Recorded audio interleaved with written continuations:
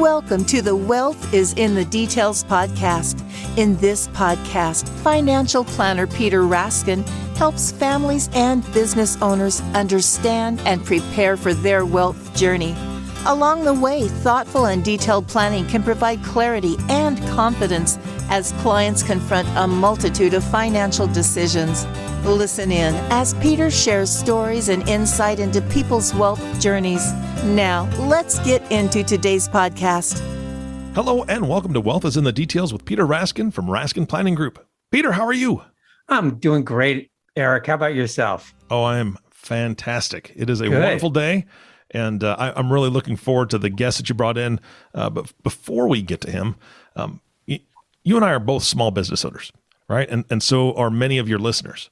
One reason I enjoy the work of producing podcasts is that I get to work with a lot of different business owners like you.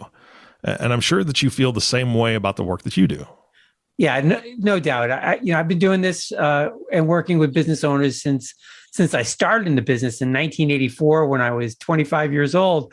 So at that point, in order to work with the people that I wanted to work with, I was doing direct mail campaigns. I was knocking on business doors in small towns around the suburbs of Boston. So I've always worked with small business owners. It's just something I've enjoyed doing. Mm-hmm. And I'm just so blessed that some of those clients are still clients of mine, and their kids are. So it's really been a fun run, and so since then, we've really been focused on helping business owners with their financial planning, their succession planning, their business exit strategies, and also their personal retirement and estate planning. Yeah. And so your guest has a couple things in common with you. He's also a business owner, and his name's Pete. So, I mean, this is going to be a little bit confusing for me, but well, maybe not too much. You can handle it, Eric. Okay. I've got confidence. Thanks. Today I'm real excited. We're talking with Pete Minich, who's the owner of Fresh City Kitchens, which is an office catering company located in Brighton, Massachusetts, right next to Boston. And I've really enjoyed working with Pete over the years. I love his energy and his passion for what he does, his business philosophy, and really his respect for both his customers and his employees, which are his two most important constituents. Like every business owner, the employees and our customers. So I've gotten to know Pete, and we've helped him manages the Fresh City Kitchens 401k plan. And I'd like to welcome Pete to Wealth is in the Details. So thanks for joining us. My pleasure, Peter. It's always fun to be able to, kind of pick your head up and look to the horizon a little bit and think about something other than day-to-day business. It is. It can be inspiring to do that because as a business owner, we've all been through so much. And speaking of that, I know that COVID has impacted the food service industry severely. How did that impact you? Significantly. I mean, our core business is office catering. And, when all of a sudden somebody kind of turns off the lights in 90% of the offices around, or your business kind of comes to a screeching halt really fast. So the past 2 years have been, kind of a little bit of a watershed moment for us, and allowed us to, on the positive side, it allowed us to really kind of critically think about how we were doing our business and how we wanted to go back to, return to doing our business. But there were also a number of sleepless nights, et cetera. I bet. As a business owner, we have some common experiences, but I think everyone's journey is just different. Could you tell our listeners how you got where you are now? What this journey was all about for you? Yeah, I kind of made the mistake of getting a restaurant job as a summer job when I was 15. And, I kind of never looked back. I tried to be a marine biologist for a little bit in college, and that didn't take. And I ended up going to culinary school instead, and have been in the restaurant business my entire life. Actually met my wife there in culinary school. So, moved to Boston in the late 90s, worked for a bunch of kind of expanding restaurant companies, started my own business doing some restaurant consulting. And then in 2010, ended up, I was offered the vice president of operations position here at Fresh City as it was going through an ownership transition. And I came in, and fortunately or unfortunately, depending on how you look at it, that ownership transition didn't go very well. And by 2013, that ownership group was looking for an exit strategy. And February 10th, 2014, I became the chief cook and bottle washer of Fresh City. At that point, it was just Fresh City.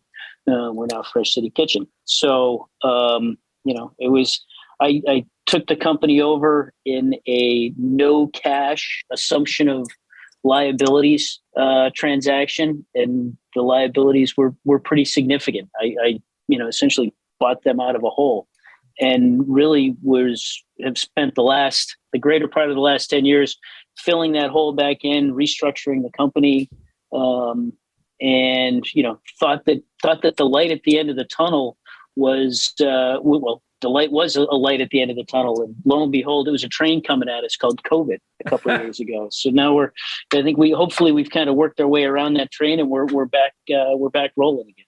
So I'm just curious, what did you see that others didn't see when you decided to become the chief cook and bottle washer? It's a great question. I saw the bones of a great team that had, been through some significant stress, trauma, of some ownership transitions and some tough times. The first ownership transition was financially tough. But they were still there, and they believed in the concept, and they believed in everybody whom they were working with. And I really believed in the catering side of our business and in that market. And I loved it. It's a fun market to work in. It's always different. And frankly, in the restaurant business, our business catering is 80% lunch, 15% breakfast, and 5% dinner. We'd like to expand the breakfast and dinner, but if you can work in the restaurant business and have a basically Monday to Friday, 6 a.m. to 6 p.m. kind of job, that's kind of appealing. I get to spend evenings and weekends with my kids and my wife. Yeah, that's a pretty important lifestyle decision. So you did have retail prior to COVID, and do you still have any retail operation? I don't own any retail restaurants anymore. We are the franchisor of the concept. There's 6 franchises still out there that we support and love. There's 5 of them on the Mass Turnpike in the rest areas, and 1 down in Bradley Airport in Hartford. And I really kind of like the franchise relationship. They get to focus on doing their business. I get to focus on supporting them. And I also get to focus on the catering side of our business. So it's actually worked out really well on that front. And so the catering side became your major focus after COVID. Yeah, it was a pretty significant part of our business pre-COVID, but not, now that we've kind of gotten rid of the retail side of the business, so to speak, now it's really everything that we think and do every day is just devoted to servicing our customers and growing that segment of the business, especially as people are getting back to the office. The needs are changing, and we're doing a lot of things to try to meet the changing demand and needs of our clients. It's fun. So who are typical customers? How do they find you? What are you delivering, and what makes your services different and in demand? Sure. So our typical customers are, almost anybody you can think of that would be having either a meeting or a social, food event at their office. It's everything from law offices to, financial companies to hospitals. We do a lot of business with hospitals, especially Boston being such a great area for teaching hospitals. They have a lot of meetings. And we used to have a restaurant down in the hospital area in Boston. And that was a great outpost. We developed a lot of business that we've kept. So Beth Israel Hospital, Children's Partners, all those hospitals are really great for us. And frankly, they kept us going through COVID because they had to keep feeding their staff, their interns, their nurses, et cetera. And they were a big lifeline for us through COVID. And also a lot of the pharma labs around Boston, not necessarily, people think of pharmaceutical sales, especially in the restaurant business, they drive a lot of business.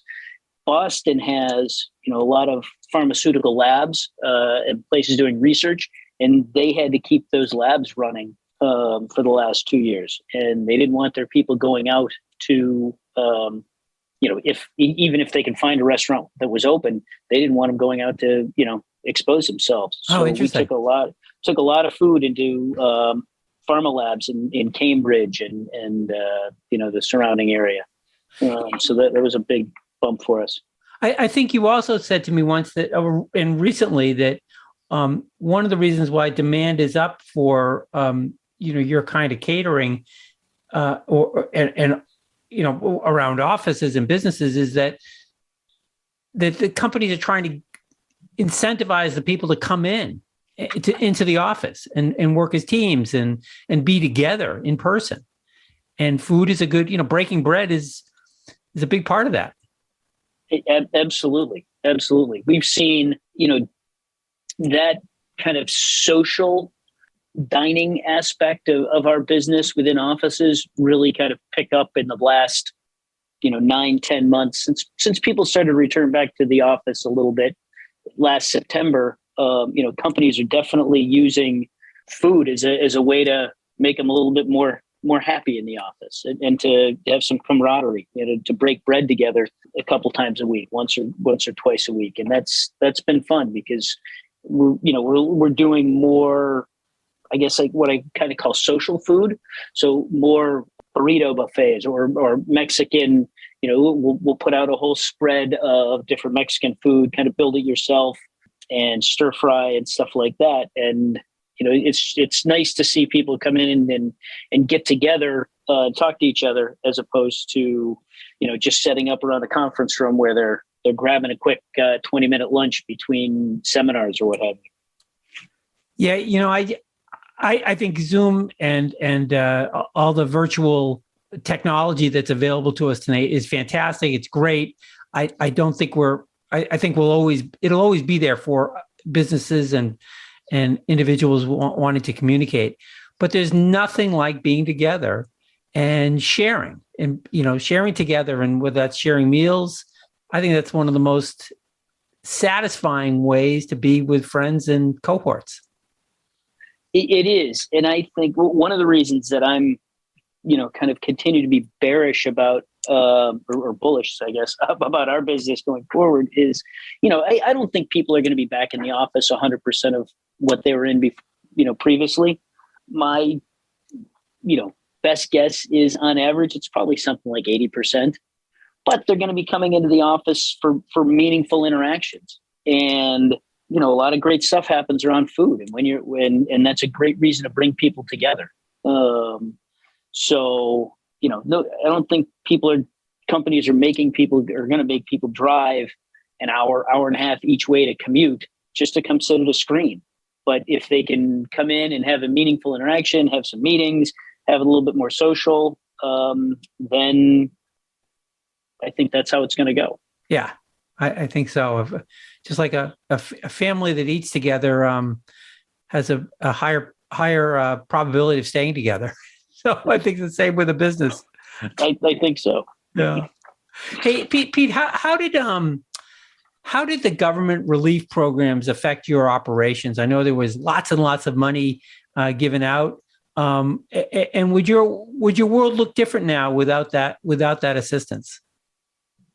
Yeah, and it's a little bit of a mixed blessing, but certainly the whole PPP program was a lifeline to many, many, many, many businesses, myself included.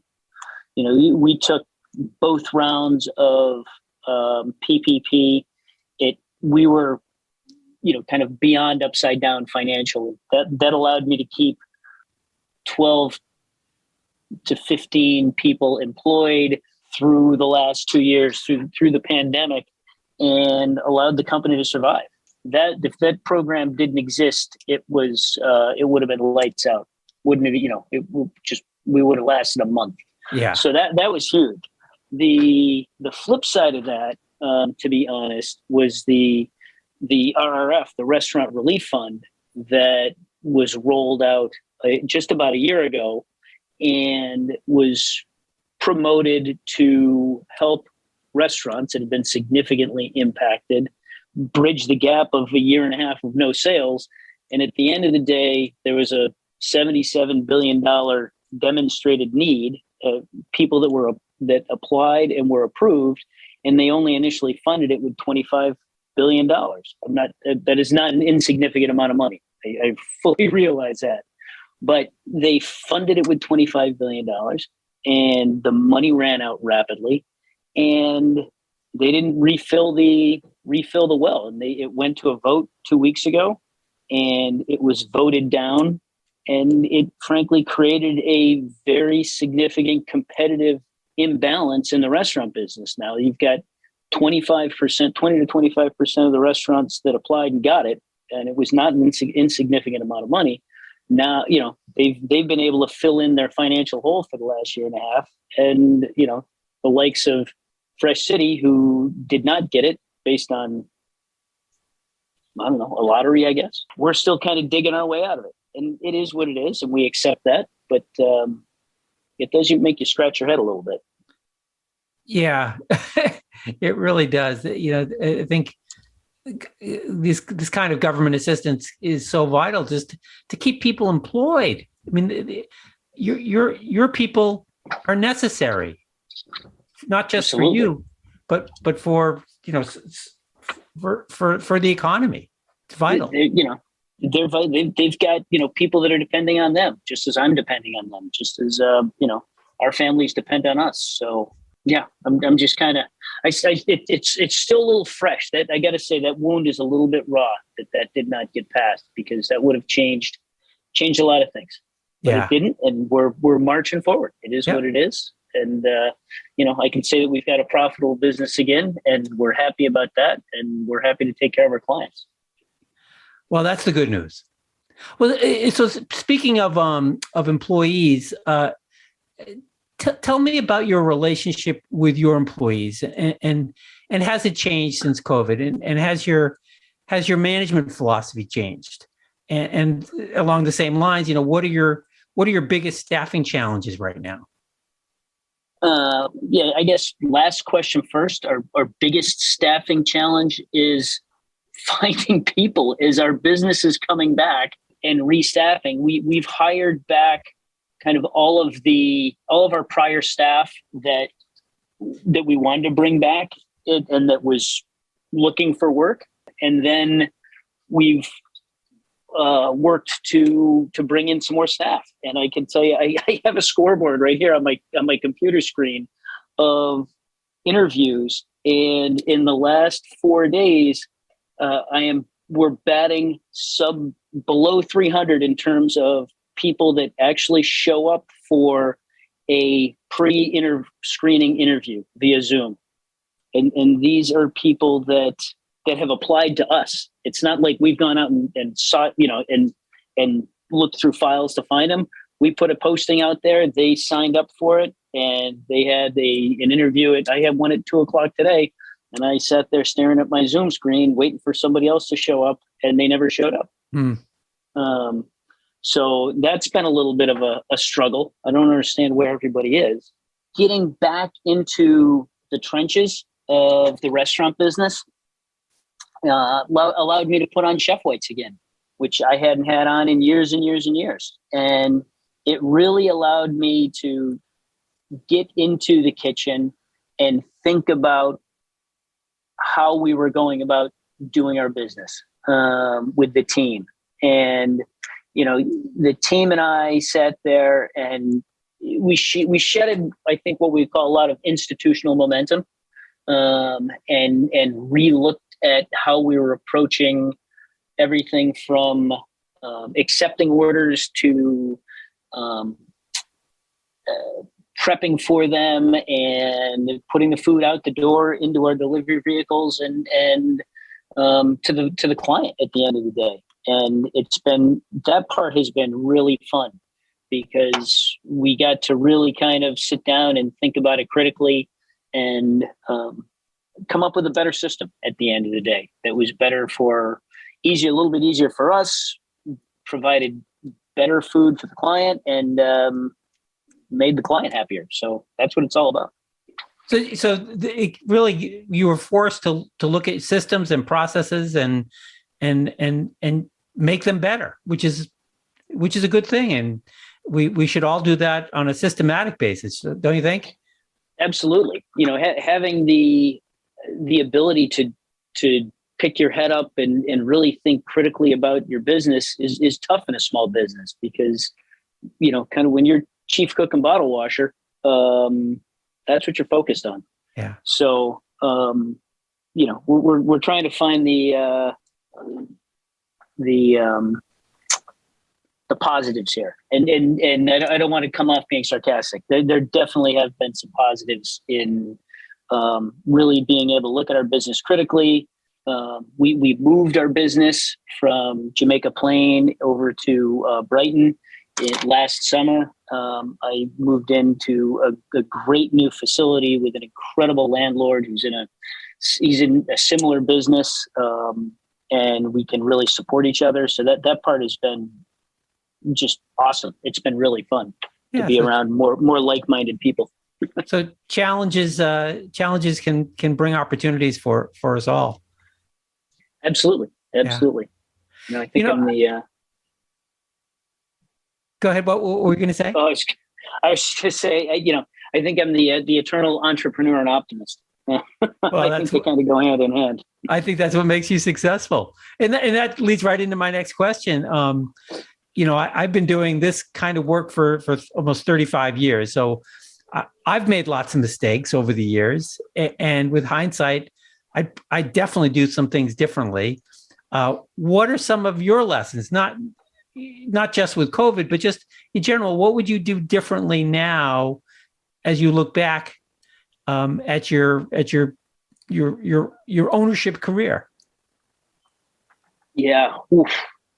A couple things that may seem kind of juxtaposed to each other, but the first one is to be conservative in your decision making.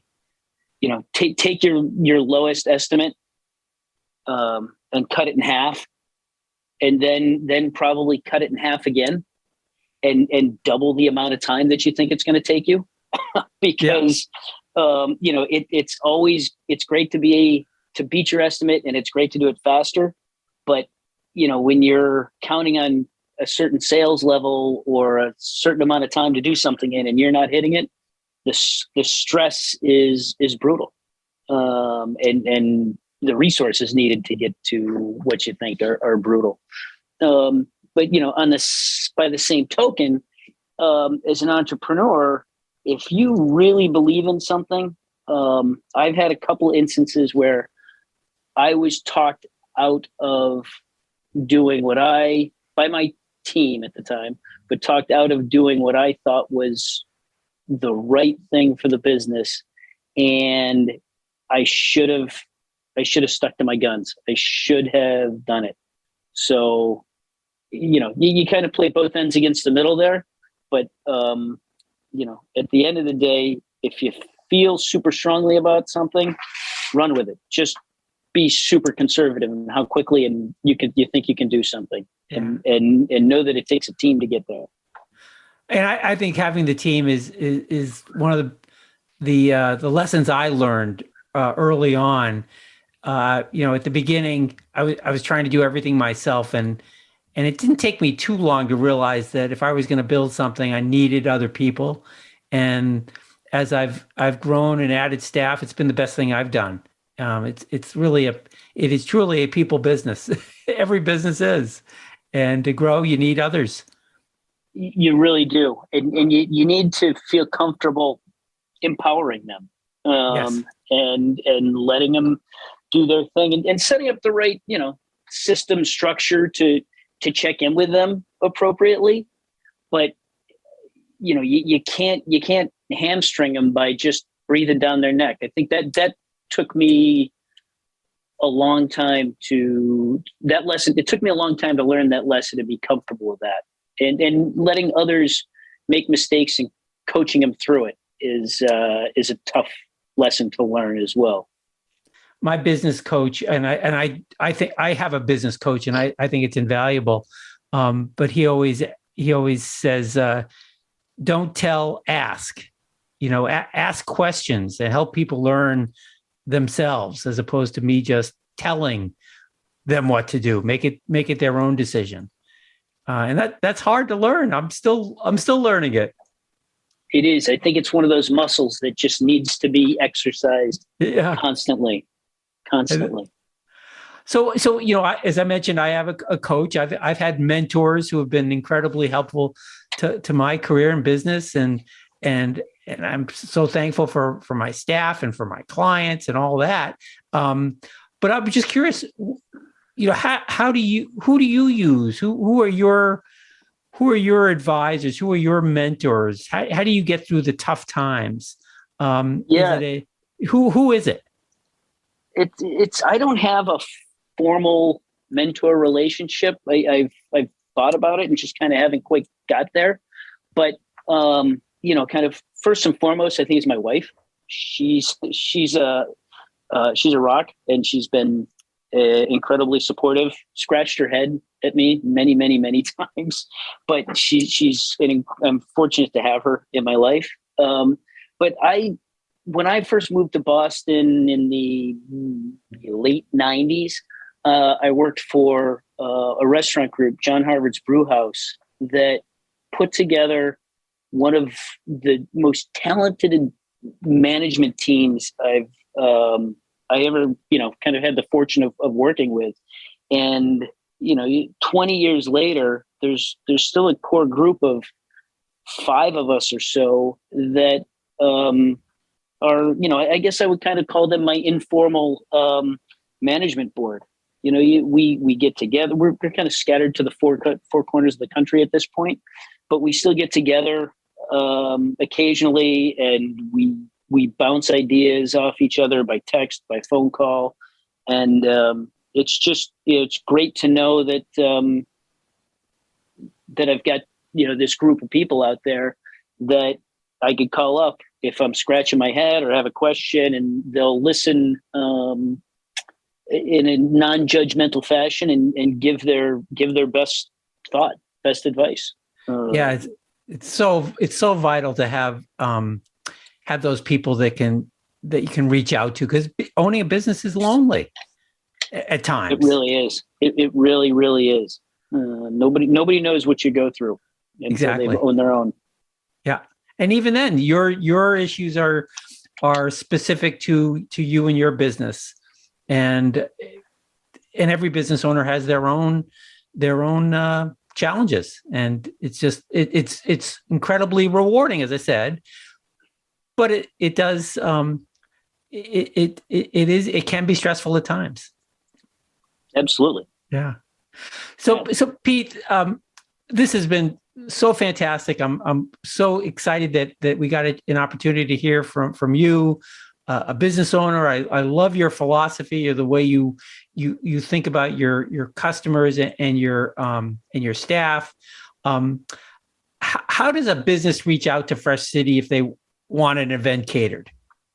Yeah, the easiest thing is to go to our website, freshcitykitchen.com, or shoot us an email at catering@freshcitykitchen.com.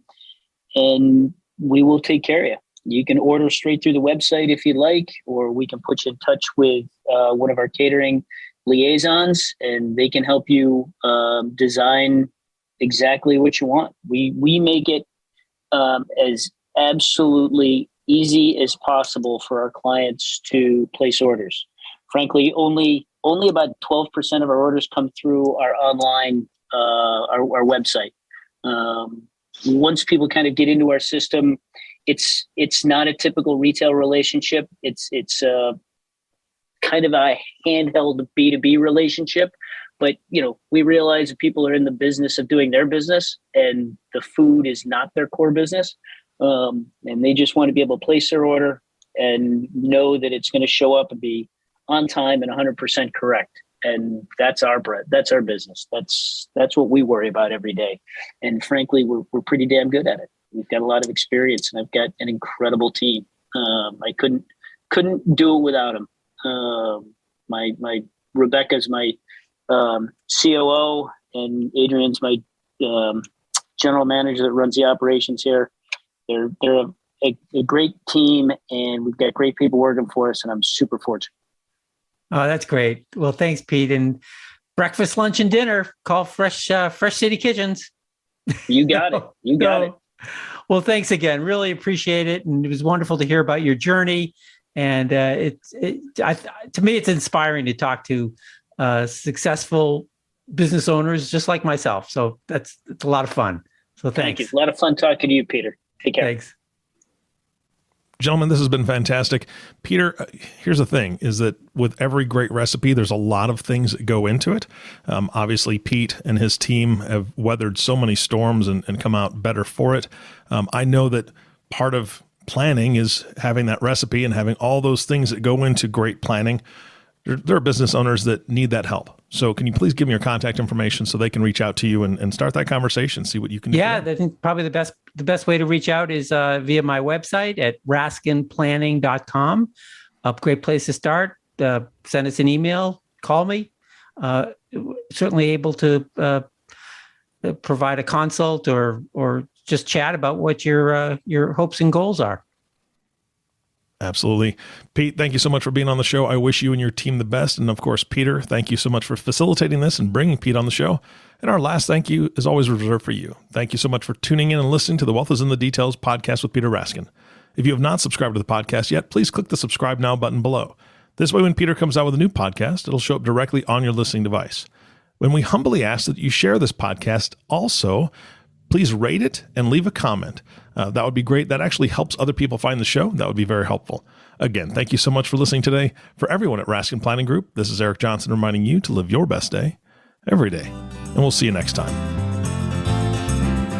Thank you for listening to the Wealth is in the Details podcast. Click the subscribe button below to be notified when new episodes become available.